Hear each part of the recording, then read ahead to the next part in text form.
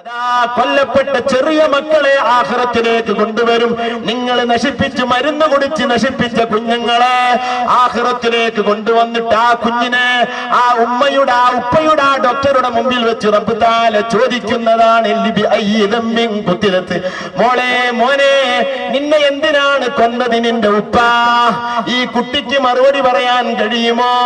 അതിനു വേണ്ടി എല്ലാവരും തെറ്റും ചെയ്യാത്ത ആ വയറ്റിനകത്തിലുള്ള കുഞ്ഞിനെ കൊന്ന ഉമ്മയെ വിടാതിരിക്കാൻ, ഉപ്പയെ വിടാതിരിക്കാൻ, അതിനുവേണ്ടി പ്രവർത്തിച്ച ഡോക്ടറെ വിടാതിരിക്കാൻ റബ്ബ് തആല ചോദിക്കുമെന്ന് ഖാലല്ലാഹു അസ്സ വജൽ. ആർക്കുണ്ട് ബോധം? ഭ്രൂണം നോക്കിയിട്ട് തീരുമാനിക്കുന്നു.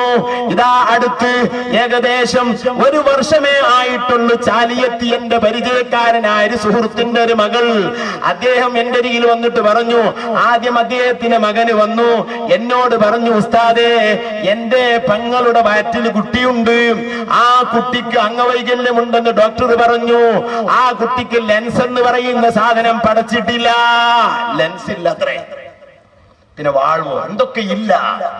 ആ കുട്ടിക്ക് ഒരു ഭാഗം തന്നെ പടച്ചിട്ടില്ല. സ്കാനിൽ തെളിഞ്ഞതാണ്. ഒരു ഭാഗം ആ കുട്ടിക്കില്ല, ലെൻസ് ഇല്ല.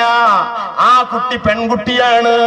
ഈ രൂപത്തിൽ ഈ കുട്ടി ഇവിടെ പിറന്നു വീണാൽ ആ കുടുംബത്തിന്, ആ കുട്ടി ഖിയാമത്ത് നാളിൽ എന്നും കണ്ണീരായിരിക്കും. ആ കുട്ടിക്കും കണ്ണീരായിരിക്കും. അതുകൊണ്ട് ആ കുട്ടിയെ നശിപ്പിക്കാനുള്ള മരുന്ന് കുടിക്കണമെന്ന് ഡോക്ടർമാർ ഉപദേശിച്ചിട്ടുണ്ട്. ഞാൻ ചോദിച്ചു, ഏത് ഡോക്ടറാ പറഞ്ഞത്? ഇന്നാലിന്ന ഹോസ്പിറ്റലിലെ ഡോക്ടർ പറഞ്ഞു. അത് മതിയാകായിട്ട് ഞങ്ങൾ മറ്റൊരു ഹോസ്പിറ്റലിൽ കൊണ്ടുപോയി. അവിടെ ഒന്നും സ്കാനിൽ അതേ റിപ്പോർട്ട് പറഞ്ഞു. അത് മതിയാകായിട്ട് 3ാമത്തെ ഒരു ഡോക്ടറെ കൊണ്ടുവന്നു. ഒക്കെ വിദഗ്ധരായ ഡോക്ടർമാരാണ്. അവരൊക്കെ പരിശോധിച്ചിട്ട് പറഞ്ഞത് ആ കുട്ടിയുടെ ഒരു ഭാഗമില്ല, ആ കുട്ടിക്ക് ലെൻസ് പടച്ചിട്ടില്ല, ആ കുട്ടി പെൺകുട്ടിയുമാണ്. ആ കുട്ടി ജനിച്ചാൽ ആ കുട്ടി ജീവിക്കുമെന്ന് ഉറപ്പില്ല. ജീവിച്ചാൽ തീരാ ദുഃഖമായിരിക്കും നിങ്ങൾക്കും ആ കുട്ടിക്കും. അതുകൊണ്ട് ഇപ്പോൾ തന്നെ നശിപ്പിക്കലാണ് നല്ലത്. ഞാൻ ആ ചെറുപ്പക്കാരനോട് ഗൗരവത്തിൽ സംസാരിച്ചു. അവൾ ആരാണത് പറയാൻ? അള്ള പടച്ചൊരു കുട്ടി, നമുക്ക് തന്നൊരു കുട്ടി ഒരു ഭാഗമില്ലെങ്കിൽ അത് കയ്യേറ്റ് വാങ്ങുകയല്ലാതെ അത് കൊല്ലാനുള്ള വിധി നമുക്കില്ല, അത് കൊല്ലാനുള്ള അവകാശം നമുക്കില്ല. ഒരു കാലില്ലാത്ത കുട്ടിയെ കൊല്ലുകയോ ഒരു കൈയില്ലാത്ത കുട്ടിയെ കൊല്ലുകയോ, ലെൻസ് ഇല്ലെങ്കിൽ റബ്ബ് തആല അതിനെ പോറ്റിക്കൊള്ളട്ടെ, അല്ലെങ്കിൽ മരിക്കുമ്പോ മരിച്ചു കൊള്ളട്ടെ. തൊടാനുള്ള അവകാശം പടച്ച റബ്ബിനല്ലാതെ ഇല്ല. ഇത് വളരെ ഗൗരവത്തിൽ ഞാൻ പറഞ്ഞു. ഡോക്ടറെ ചീത്തറിഞ്ഞിട്ട് പറഞ്ഞു. ഈ ചെറുപ്പക്കാരൻ പേടിച്ച് പെരി പോയി പറഞ്ഞു. അതിന്റെ വാപ്പനോട് അന്ന് അദ്ദേഹം ചിന്തയിലാണ്. സഹോദരന്മാരെ, എന്തുണ്ടായി? ഞാൻ ചില ദിക്റുകളൊക്കെ പറഞ്ഞു കൊടുത്തു. ദിക്റിന്റെ മഹത്വമാണെന്നല്ല ഞാൻ പറയുന്നത്, ഞാൻ പറഞ്ഞു കൊടുത്ത മഹത്വമാണെന്നല്ല പറയുന്നത്. 3 സ്ഥലത്ത് സ്കാൻ ചെയ്ത സംഭവം, ചാലിയത്തുള്ള സംഭവമാണ് ഞാൻ പറയുന്നത്. എന്തുണ്ടായി?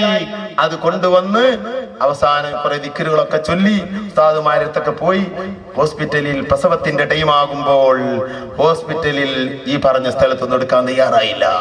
ഞങ്ങൾ അന്ന് തന്നെ പറഞ്ഞില്ല, അത് ഗൗരവമാണ്, പ്രശ്നമാണ്, അതാണ് ഇതാണ്. ഓപ്പറേഷനായിരുന്നു പ്രസവം. ഓപ്പറേഷൻ ഇല്ലാതെയും പ്രസവിക്കും. പിന്നെ ഓപ്പറേഷൻ പിന്നെ ഒരു രസമാണ്. നമുക്ക് പ്രസവം വേണ്ട, തീരുമാനിക്കാം. ഇവര് ഗർഭം ചുമക്കുമ്പോ തന്നെ ഭർത്താവും ഭാര്യയും കൂടി നമുക്ക് പ്രസവിക്കണം, നമുക്ക് ഓപ്പറേഷൻ, നമുക്ക് നാം 2 നമുക്ക് 2, നാം 2 നമുക്ക് 2. എന്താ ഉഷാർ! തീരുമാനം കഴിഞ്ഞു. ഞാൻ വരുന്നു അതിലേക്ക്. അതാ ഓപ്പറേഷൻ ചെയ്തു. സഹോദരന്മാരെ, ഓപ്പറേഷൻ ചെയ്തു നോക്കുമ്പോ 3 സ്ഥലത്തൊന്നും പറഞ്ഞത് പെൺകുട്ടി, കുട്ടി ആൺകുട്ടിയാണ്.